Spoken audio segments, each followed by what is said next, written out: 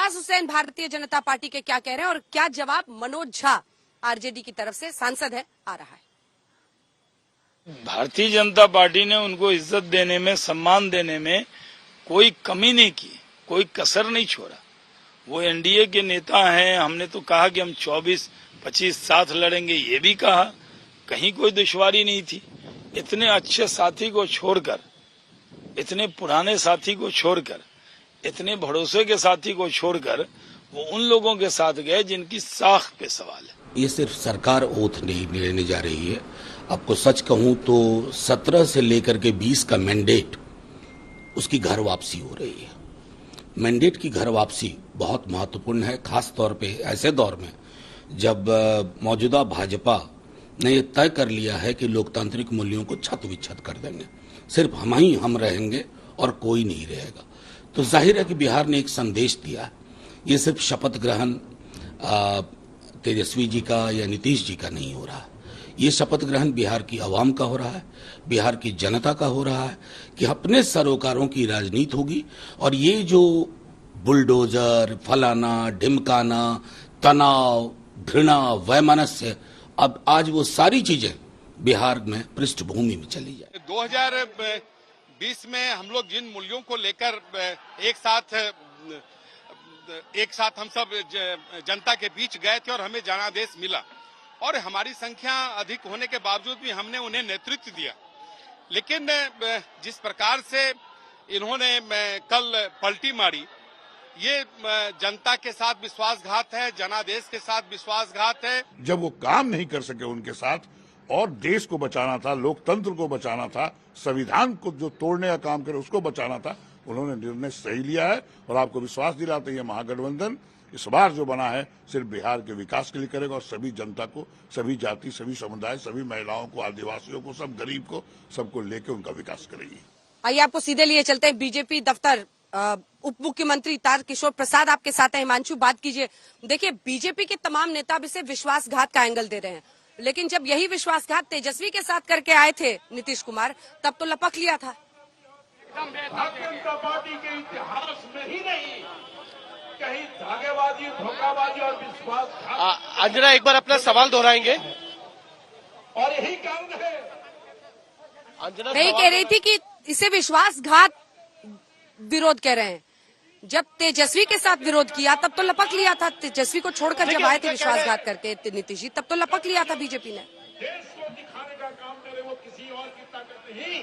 देखिए, उनका ये साफ साफ कहना है कि भारतीय जनता पार्टी के नेताओं का तो ये बिल्कुल कहना है कि नीतीश कुमार 2017 में जो बात कहकर आए थे कि भ्रष्टाचार के मुद्दे पर जो है वो छोड़कर आए थे, लेकिन अब जब वो जा रहे हैं तो उन्हीं भ्रष्टाचारियों के साथ जा रहे हैं जिन पर उन्होंने आरोप लगाए थे, जिनसे वो जवाब मांग रहे थे और जवाब मिल नहीं रहा था तेजस्वी यादव से लेकर।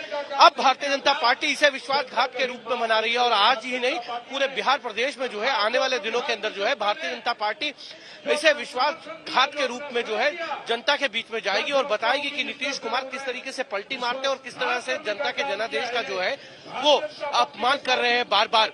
उन्होंने 2017 में जब नीतीश कुमार आए थे तो उन्होंने कहा कि वो हमने नहीं लेके आए थे, नीतीश कुमार खुद आए थे, क्योंकि वो इतने परेशान थे, उनका अपमान हो रहा था, भ्रष्टाचारियों के साथ वो काम नहीं कर पा रहे थे, ना उन्हें काम करने दिया जा रहा था। अब नीतीश कुमार किस मुंह से वापस गए? क्या वो भ्रष्टाचार के आरोप भूल गए हैं? जब आरजेडी के कुछ नेता जो हैं वो जेल चले गए हैं और लालू यादव तो लगातार जो है भ्रष्टाचार के केसों के अंदर फंसते नजर आ रहे हैं और उनके ऊपर कई केसों में उनको सजा हो चुकी है। तो ऐसे में भ्रष्टाचार के समझौता क्यों करना पड़ रहा है नीतीश कुमार को? क्या उनको दिल्ली की कुर्सी देख रहे हैं? वो क्या दिल्ली में वो प्रधानमंत्री बनने का सपना सजो रहे हैं? तो भारतीय जनता पार्टी के नेताओं का साफ कहना है कि दिल्ली में किसी भी तरीके की कोई जो वैकेंसी है वो नहीं है और यही कारण है कि भारतीय जनता पार्टी लगातार जो है वो नीतीश कुमार के ऊपर हमला कर रही है। वो ये जानती है कि कहीं ना कहीं नीतीश कुमार अगर आरजेडी के साथ जाते हैं तो 2024 का जो जातीय समीकरण है बिहार का, वो उसके नाते जेडीयू को भी फायदा होगा और नीतीश कुमार के साथ साथ जो है आरजेडी को भी फायदा होगा। और कांग्रेस भी तो ये कह सकते हैं कि जब बिहार के अंदर जब भी वो गठबंधन में लड़ती है तभी फायदा होता है। तो कहीं ना कहीं भारतीय जनता पार्टी को लगता है कि उनके जो वोट बैंक है उसमें कहीं सेंध न लग जाए, इसीलिए भारतीय जनता पार्टी जो है जाकर नीतीश के खिलाफ पूरी तरीके से मोर्चा खोल दिया है। और आज तो सिर्फ पटना के अंदर जो है अंजना वो धरना दे रहे हैं, लेकिन 12 तारीख को और 13 तारीख को सभी जिलों में और सभी प्रखंडों के अंदर जो है वो धरना प्रदर्शन करेगी भारतीय जनता पार्टी नीतीश कुमार के खिलाफ। बिल्कुल, एक बार चलते हैं, आशुतोष मिश्रा हमारे साथ जुड़ गए हैं और इस वक्त नीतीश कुमार और तेजस्वी यादव की मुलाकात हो रही है। आप सीएम रेजिडेंस के बाहर हैं इस वक्त आशुतोष।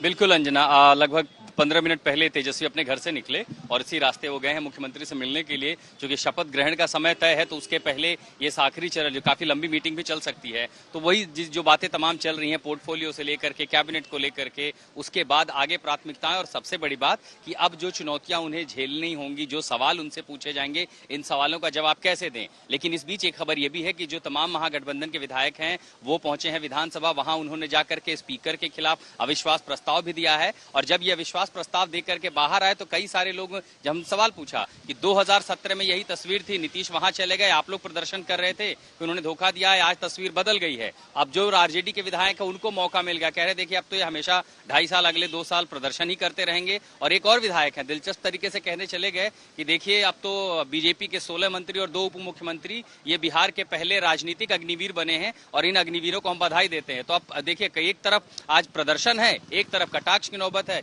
और ठीक मेरे पीछे यहाँ पर बैठक हो रही है जिस बैठक में ये चर्चा की जाएगी कि आखिर आगे भी बिहार के राजनीतिक भविष्य को आगे ले जाने के लिए नीतीश और तेजस्वी क्या करेंगे, कैसे चुनौतियों से निपटेंगे। ठीक है।